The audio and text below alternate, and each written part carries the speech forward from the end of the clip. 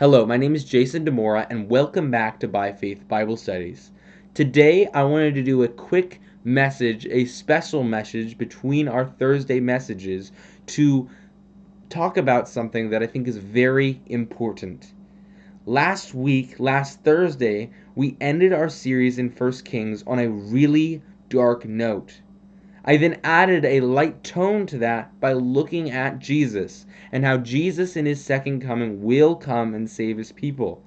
However, it is still a dark note because Jesus has not come yet. And especially for the believers in the Old Testament, looking at the fall of Israel, how do they still hold on to God? When everything is falling apart, when the kings are falling into evil, when the kingdom is falling into evil, and it seems like there is no hope. It is a dark note. So what I want to do today, before we jump into Ecclesiastes, is look at the history of Israel, from Kings 12 all the way to the present. The reason we don't need to start in Genesis is because if you look back at my sermon that I gave on the history of the Ark of the Covenant, that gives a history of Israel from Genesis to Kings. And now I want to look at the Ark of the Covenant from, not the Ark of the Covenant, but Israel, from Kings all the way to the present time. And then I want to look at what God's message is in this dark history. And I think that his message can be found in 1 Kings 19. So we're going to look at one more story from 1 Kings that I think will help us answer this question of how did the Israelites, the believing Israelites, survive and worship God in such a dark period of time. Let's get into it. Under Rehoboam, the kingdom splits in two. Rehoboam is the son of Solomon. This happens in around 930 BC when the kingdom split in half.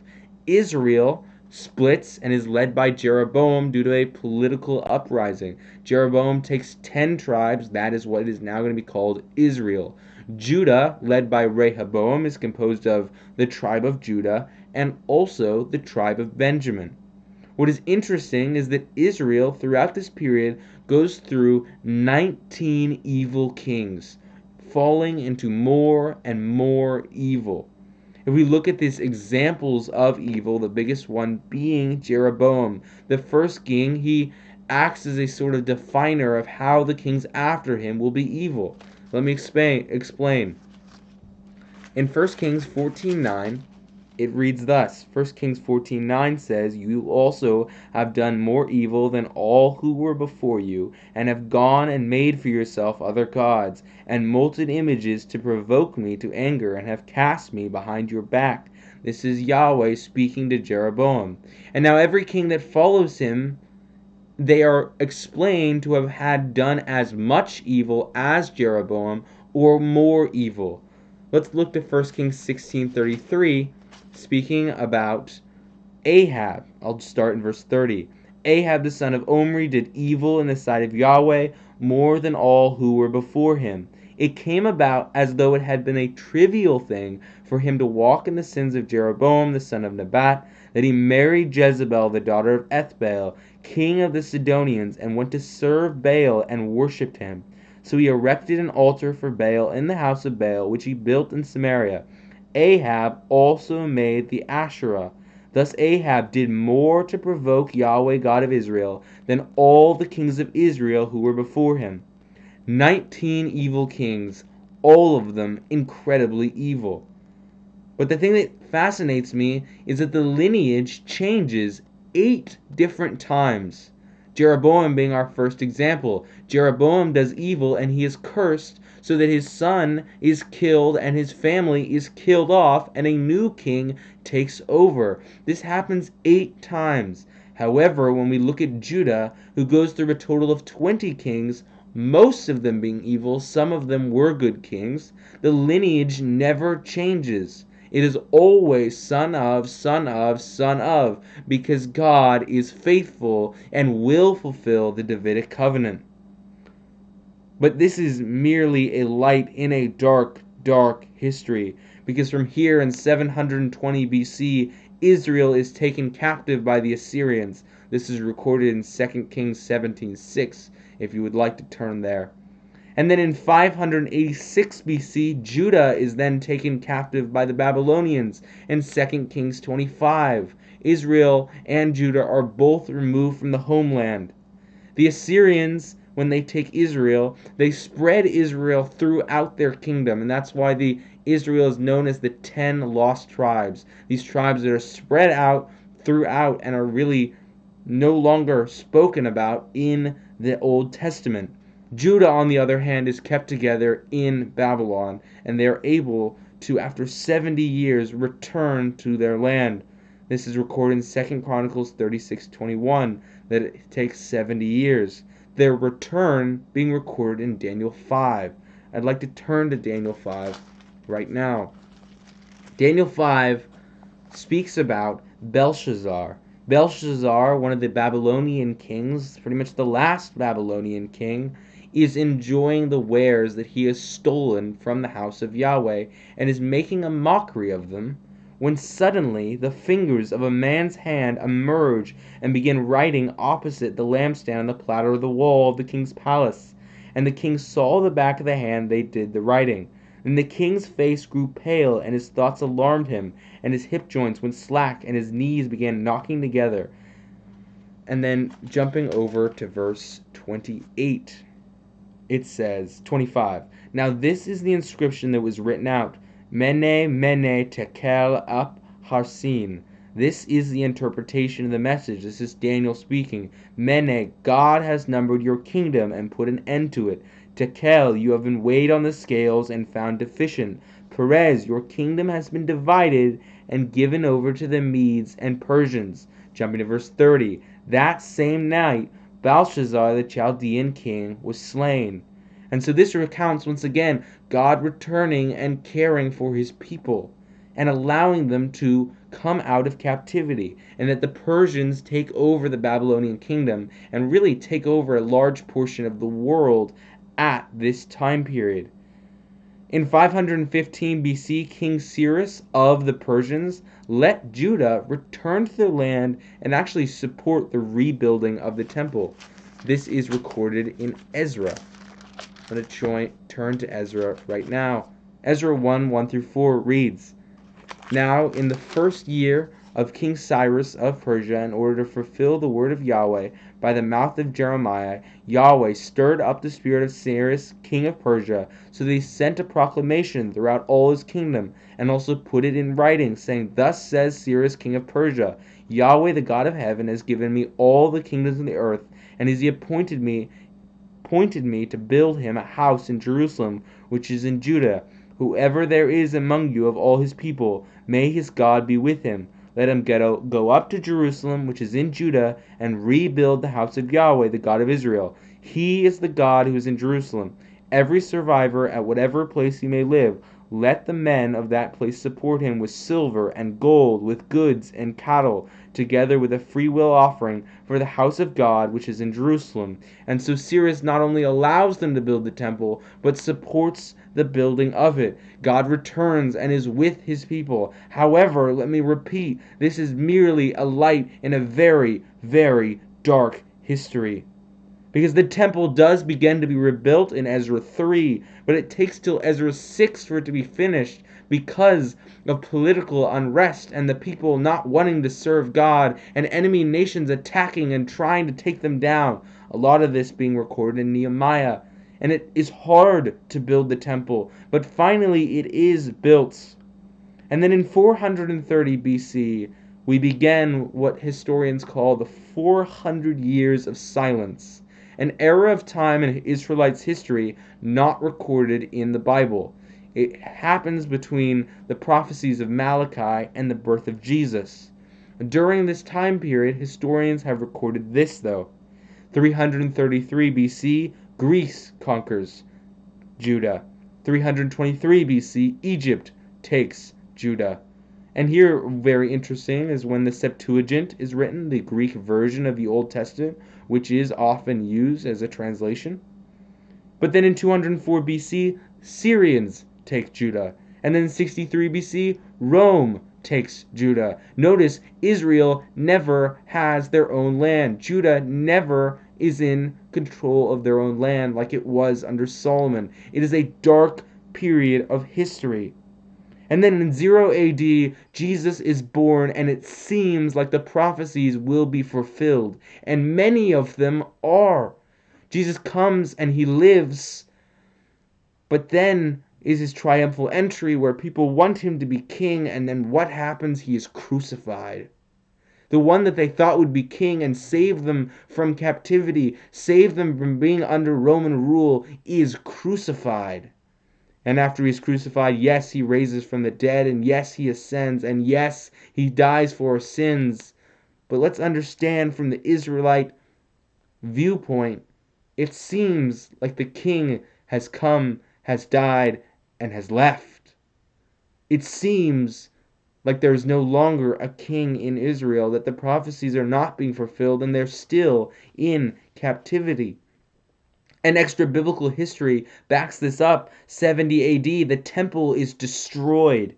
313 AD, they are taken by the Byzantines. 636 AD, the Arabs take over. And then we have the Mamluks and the Ottomans and the British, one nation after another taking control of Israel, them never being their own nation, not able to have the holy king.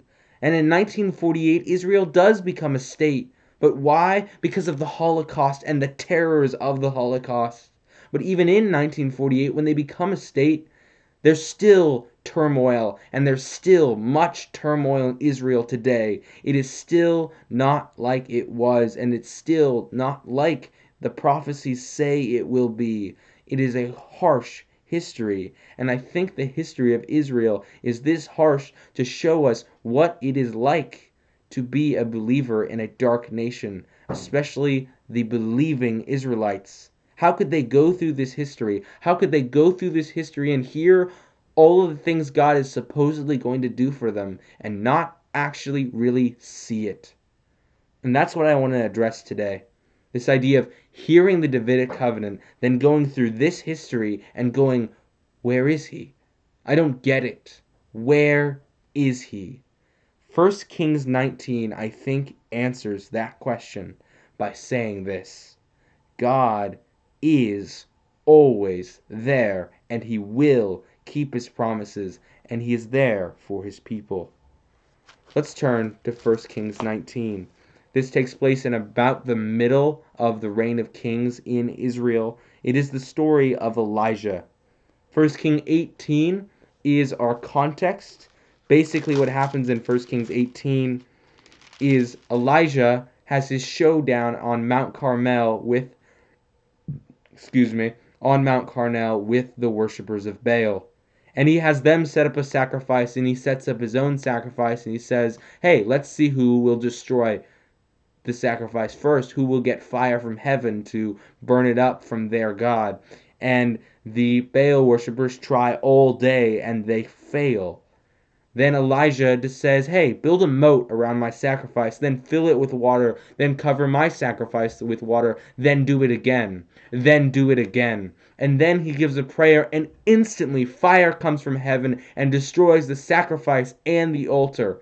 Everything gone in a moment. And he shows that God is holy. And then Israel goes back and worships God. No. Rather, the next chapter, 1 Kings 19, begins with this. Now Ahab, the king at the time, told Jezebel, his evil wife, all that Elijah had done, and how he had killed all the prophets with the sword. Then Jezebel sent a messenger to Elijah, saying, so may the gods do to me, and even more, if I do not make your life as the life of one of them by tomorrow about this time. And he was afraid and arose and ran for his life. Elijah ran. He had done such good things for the Lord. He had fought for the Lord. He had shown that Yahweh is the true God. He had destroyed the people of Baal. He had killed the people of Baal. But what did it do? The people returned to evil. The people returned to evil, and it seemed like his good work had meant nothing. How many times does this happen to believers in Israelite history, in any history, where they try so hard for the glory of God. They try so hard to live for Him, yet the world still turns their back. And God allows judgment to come, and He allows terrors and trials and temptations to come. And it literally leads Elijah to depression and wanting to take his own life. This is a real emotion. Yes, we can turn to Revelations, but this is also a real emotion that would happen in the history of Israel, in the history as they go from one captivity to one ruler being in charge of them to another. Where is the Son of David? Where is the King? I don't see him.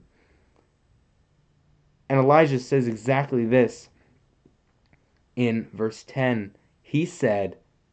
Elijah said, I have been very zealous for Yahweh, the God of hosts, for the sons of Israel have forsaken your covenant, torn down your altars, and killed your prophets with the sword. And I alone am left, and they seek my life to take it away.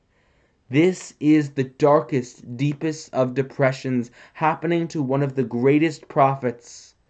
How often does this happen to us? How often does this happen to the people in Israel in the Old Testament as they watch Solomon's kingdom fall, as they watch Rehoboam fall into evil and an evil king and an evil king, and then the captivity, and then a political unrest for the next 400 years as one kingdom after another kingdom is in charge of them, and then Jesus comes and then Jesus leaves and there's more hardship.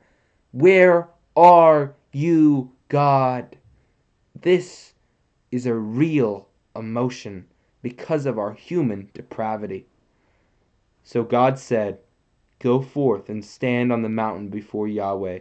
And behold, Yahweh was passing by, and a great and strong wind was rending the mountains and breaking in pieces the rocks before Yahweh.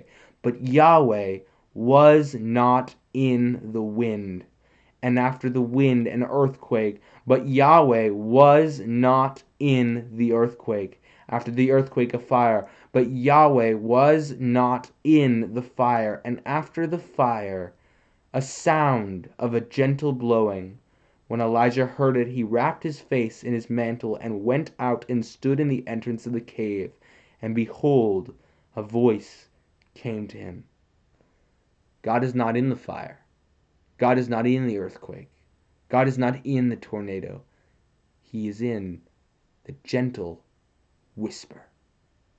How powerful is that?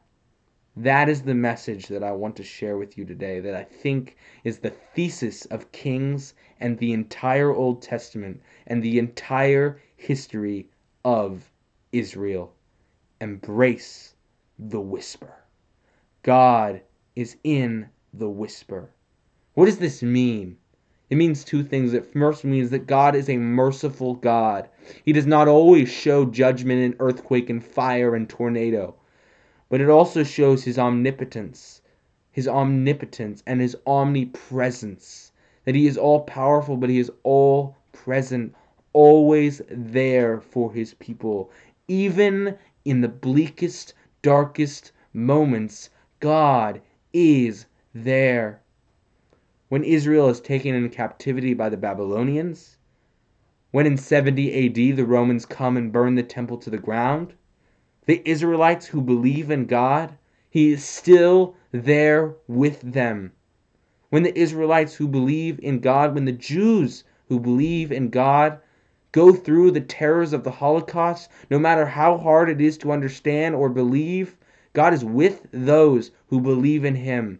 He is there in the hardest of times. He is in the whisper. We just need to attune our ears to his voice so that we may be able to hear him and understand that he is there. And I'm not here to say that the trials and struggles of Israel are light, because they're not.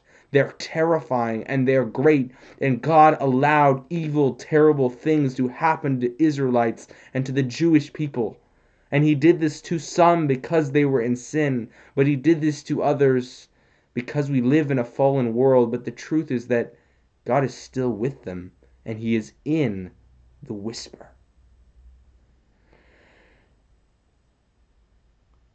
Elijah follows by saying the same thing that he said in verse 9. I have been very zealous for Yahweh, the God of hosts, for the sons of Israel have forsaken your covenant, torn down your altars, and killed your prophets with the sword, and I alone am left, and they seek my life to take it away. He says the same thing, but there's a different air here. It's no longer depression, it is defiance. Defiance against the evils of the world.